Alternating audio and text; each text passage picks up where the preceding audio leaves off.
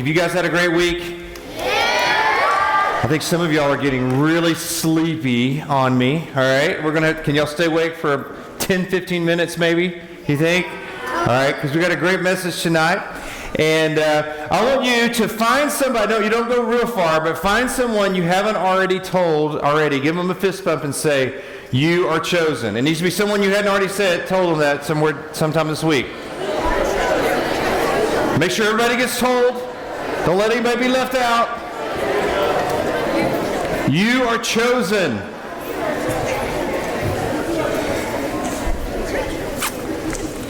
That is so awesome.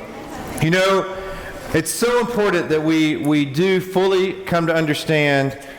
Awesome, man. Thank you. You were chosen too, buddy. That's great. I wasn't left out. He took instruction. That's great. I love it. So, you are chosen.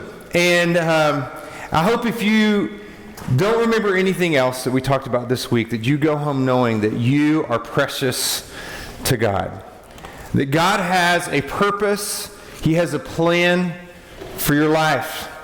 I hope you know that the plan for your life is different than the plan for my life, but that doesn't make my life more important than yours. We're all equally important to God. And whatever it is that God has gifted you in, if it's music or sports or maybe education or whatever it might be, just you enjoy school, books, learning, whatever it might be that God has gifted you in, do it with your all, but find ways that you can use it to point others to Jesus.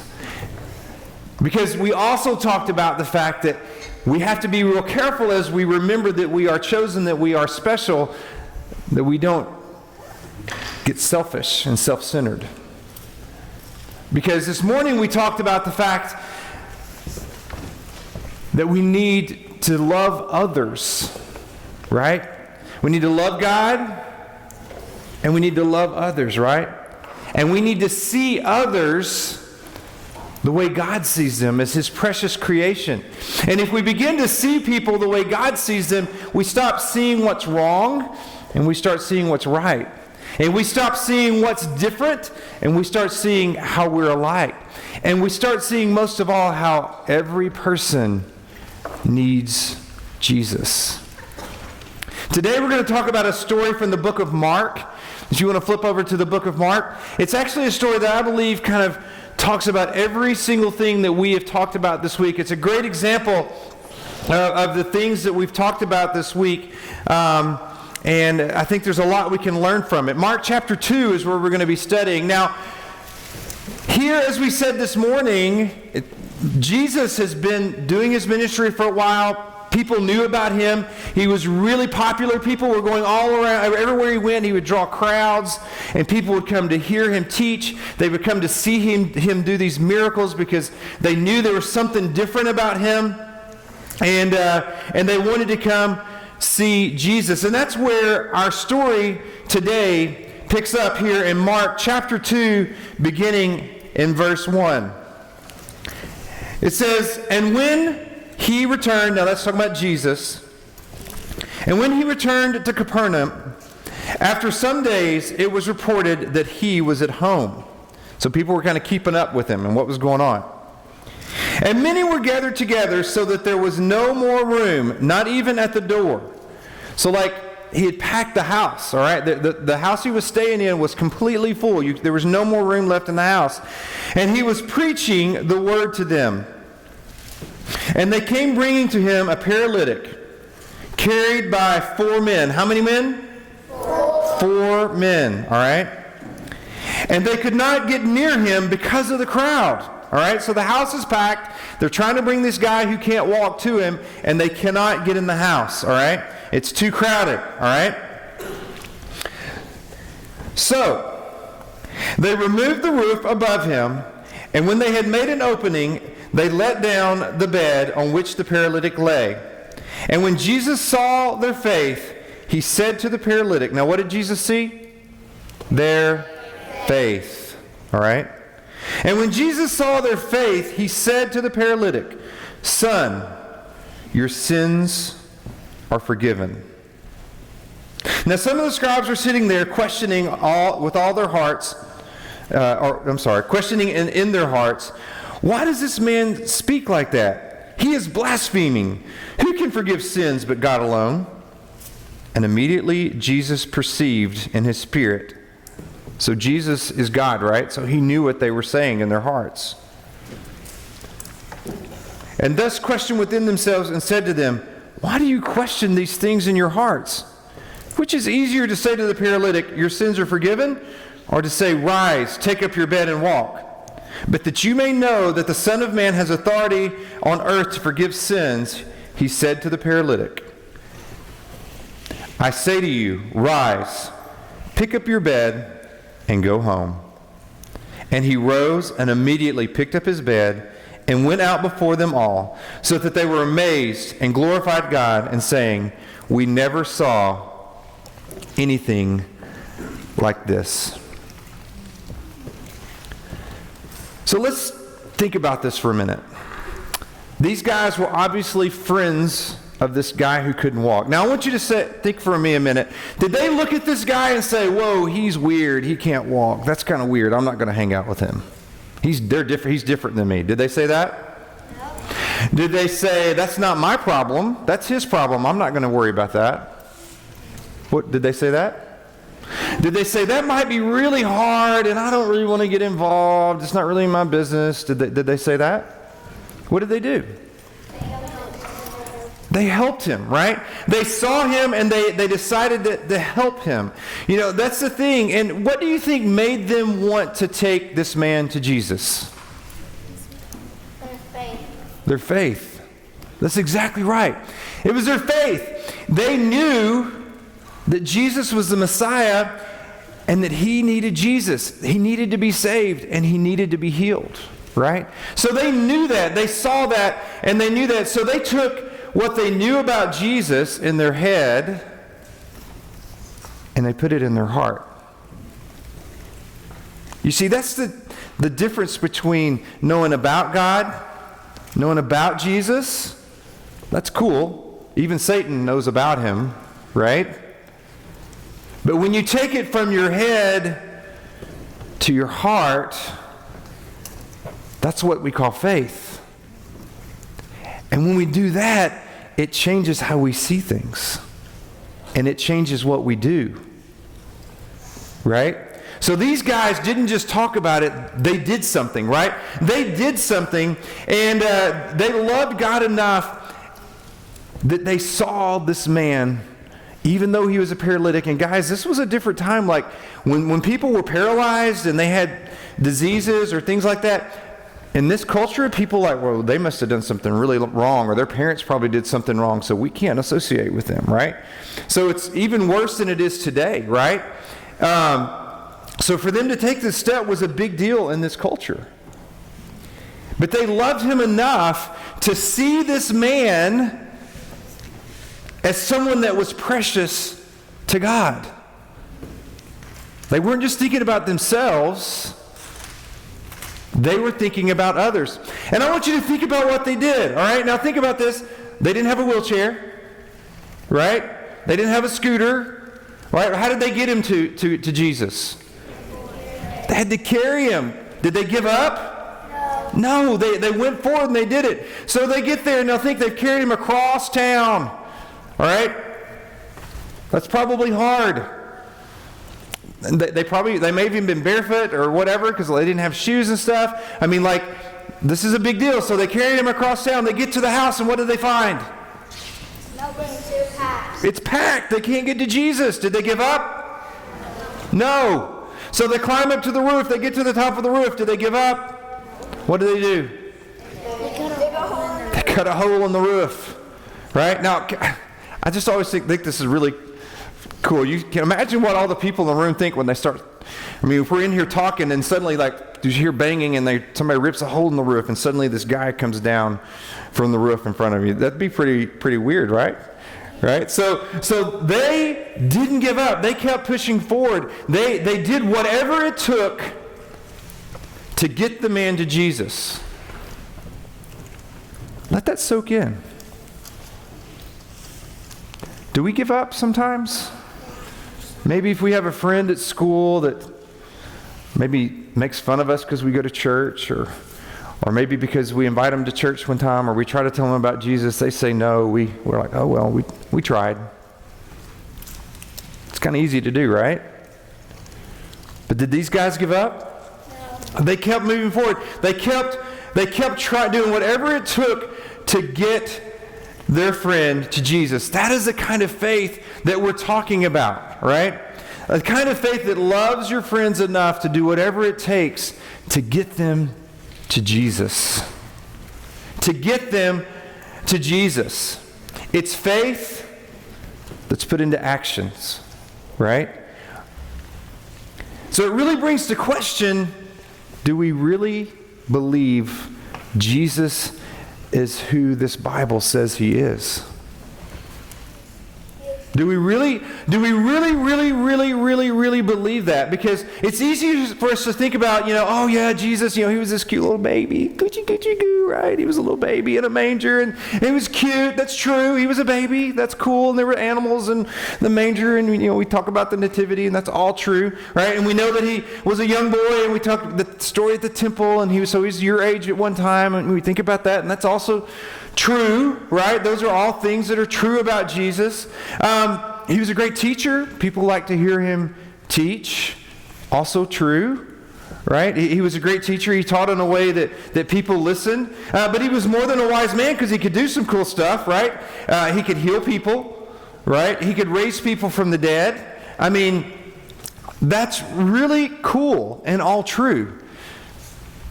But it's also, we need to know that Jesus is bigger than all of that. Do you realize how many prophecies were fulfilled by one guy? I'm going to give you an example here. I need some volunteers, but before you volunteer, I need small hands. All right? You need really small hands. Okay, you can come up here. Do you have small hands? I don't know if your hand will fit. All right? Let's get you up here. And yes, why don't you come, either one of y'all. That's fine. Okay, now, I want y'all to look in this jar. All right? And I'm going to blindfold you. But in this jar are 9 orange little bead things and 1 red one. All right?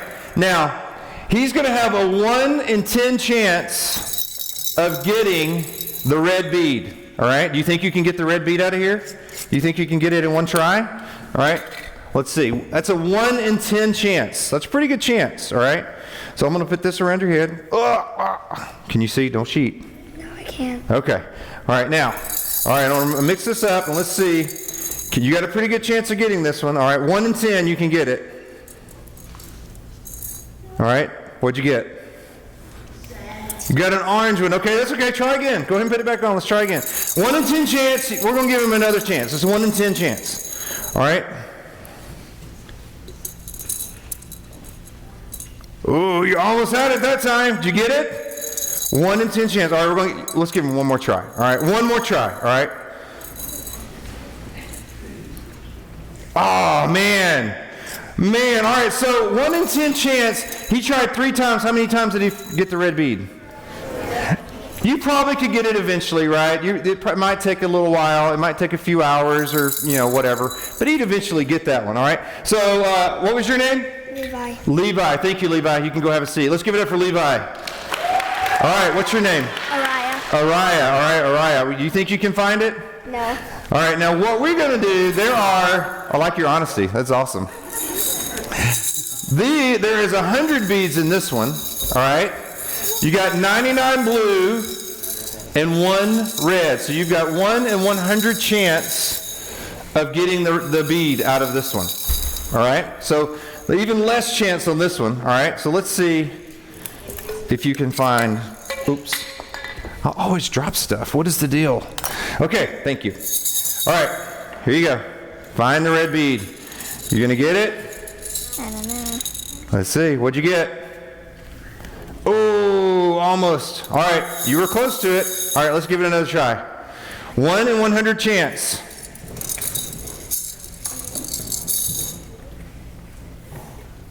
Nope. Let's give it one more try. Now I want to ask you, the more beads that are in there, does that make it easier or harder to find?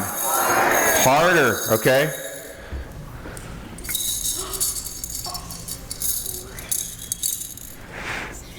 Oh, still didn't find it. Now, this we could go on. That part might take days, all right? This could take, a day or so to actually finally get that red bead. Pretty hard, right? Pretty hard. All right, let's give it up for Araya. All right, Araya. Great job. All right, what's your name, sweetie? Katie. Katie? All right, Katie, you're going to get the really hard one, all right? Because guess what? There are 999 beads in this one, and one red bead somewhere. Oh, there it is. See the red bead? Everybody see the red bead? There is a red bead in there, all right? I'm going to try to get it close to the top. Give you a little advantage there, so it's on top now. All right, so she's got a 1 in 1,000 chance of finding the red bead, all right? Let's give this a try. All right, let's see here.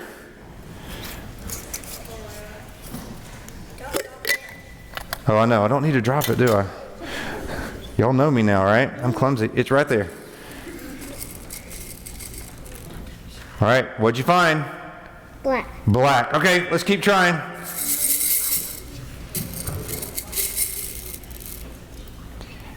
Did you get another black? All right.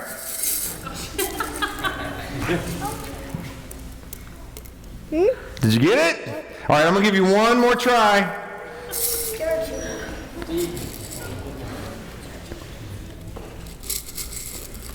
Did you get it? Uh-oh. Nope. You even got 2 that time and still neither one of them. All right, let's give it up for Katie. Great job. All right, so this was how many? 1 in? 9. 1 in 10. So did they find it? 1 in 100. Did they find it? 1 in 1,000. Did they find it? Do you know what the chances of one man fulfilling every prophecy in the Bible to actually be the Messiah? Do you know what that chance was? Let's look up here on the screens and see what it is. 1 in 100 quadrillion. Is that a number? That's actually a number. That is a lot of zeros, though. That is a lot of zeros. Now here, let me just put this in perspective. If we could put 1 quarter and we put a star on it and we dropped it out of an airplane over the state of Texas, and we covered the rest of the state with quarters 2 feet deep, the chances of finding that 1 quarter with the star on it is the same chance of one person fulfilling all the prophecies in the Bible. Jesus did that. So do you think Jesus is who he says he is? Yes. Jesus is who he says he is. We can trust what this word says about him because he is a God. He keeps his promises and he fulfilled everything the Bible said it would hundreds, thousands of years before he was even born.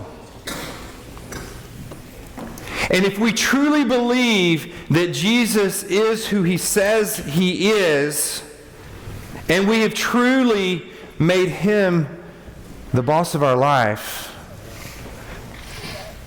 it needs to change how we see people. Guys, it needs to change how we see the importance of telling people about Jesus. Because here's the thing. If they don't know about Jesus, they're going to spend eternity in hell. And if we believe in hell, and if we believe in Jesus, we have to believe in hell too. We shouldn't want anyone to be there. And we need to do everything we can, just like our friends, the friends in this Bible, in this story tonight.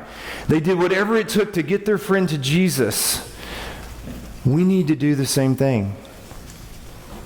I'm reminded of a story. It's It's a story, it's about a great physician, the greatest physician in the world. All right? And there was this man who was really, really sick, and he was dying. And he was in this big city. I won't do that. He was in a big city, and he was in this hospital up on one of the top floors of the hospital. And the doctor comes in to this guy, and he says, "I'm sorry, you're going to die. I don't know what else to say, but you're going to die." Now, there is this one pill that's across on the other side of the world that will heal you, but it's going to be really hard. I don't really know that it's even possible to get the pill. So I'm sorry. There's nothing else I can do. And the doctor's son overheard the conversation, and he said, "Dad, I'll go get the pill for him." And the dad was like, I'm not sure. It's really dangerous. Are you sure you want to do that?" And the son said, "Yes, I'll do it." So the son leaves the hospital. He's in a hurry. He gets to the elevator. The elevator's broken, and so he starts running down the stairs. And he's running down the stairs, and he falls, and he breaks his leg. And he gets up, and he starts trying to drag himself across on down the stairs. And he gets down the stairs, and he goes across the street, and he gets hit by a car. He's had a bad day, right? And he gets up off the ground, and he's like, "Sorry, I wasn't paying attention. I'm in a hurry." And he's dragging himself, and he keeps walking, and he keeps walking, and he gets to the ocean, and he's like, "Oh my goodness, how am I going to cross this ocean?" And he just starts swimming. And he starts swimming, and he's swimming across the ocean, and he gets attacked by sharks. So he's attacked by sharks, and he's fighting, and he finally gets away from the sharks, and he gets to the other side of the ocean, and he swims out, and he's going across to get to where this hospital is, and just as he thinks he's getting there, he gets attacked by these wild dogs, and he's fighting these dogs off, and he gets to the place where the pill is, and he's barely alive, and he's like, "I've come to get the pill that can heal this man." And the man gets the pill, and he turns around, and guess what? He's got to go back. So he goes back, and he fights off the dogs, and he swims, and he fights off the sharks, and he gets to the other beach, and he's just barely hanging on, and he drags himself across the street and across the traffic, and he climbs the stairs, and he gets up to the room, and he hands the pill to his father, the doctor. He says, "Dad, I got it." And the dad holds his son as he dies. His son dies? Yeah. And so the dad is just so sad, and he's brokenhearted, and he's so upset because his son dies and has died, but he takes the pill, and he's like, "My son was successful. He got the pill. You can live." And the patient takes the pill, and he looks at it, and he says, "I don't want that." And he throws it across the room. You see, this son paid the price with his life so that this man could live. But what did he do with the gift? He threw it away. You see, that's a pretend story. But that's exactly what Jesus Christ did for all of us. He paid the price so that we could live forever in heaven. But when we say no to accepting Him, we're just like that guy in our story who threw that pill away, and we reject what Jesus has done for us.